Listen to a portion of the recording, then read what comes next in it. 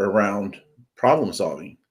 So there are tools to help with that. And, one of the things that come to mind is the A3 thinking. So what I tend to see is problems surface and solutions immediately appear.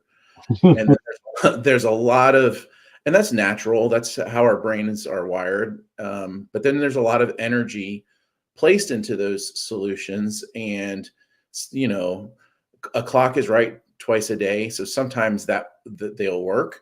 But most of the times we're just, on that hamster wheel. We're spending a lot of energy and we're not really progressing or moving the ideas forward or the projects forward or the company forward. But it's a lot of wasted energy. So I think putting some parameters around how we go about problem solving can help.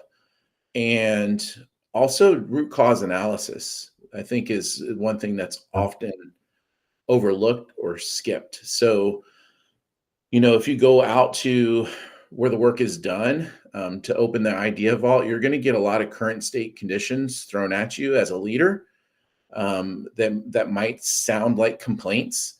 But we have to ask the diagnostic question, why, and do some root cause analysis so that we are addressing root causes and not symptoms. If you're trying to chase symptoms all day, you're going to be tired. You're going to feel like you're on a hamster wheel. So using some tools effectively, like the A3, like doing root cause analysis, which can be nested inside of A3s, I think is a good way to maybe stop the madness. And I think that madness is exactly that. It is maddening to work in a process and not feel invited to express those concerns or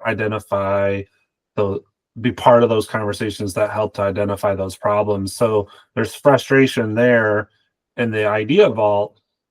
And even then, when ideas are heard and they are acted on, if they're not acted on with effectiveness, there's frustration there too, right? Because a failed project has consequences beyond just the impact to the business. Being on a project and not having that project be successful also has an impact on that human experience as well. So I think you're saying in both of those situations there's frustration, and ultimately if you're in either of those, you're trying to move to the next level with the ambition of over time maturing your organization to be a strategic solver. Yes. All right.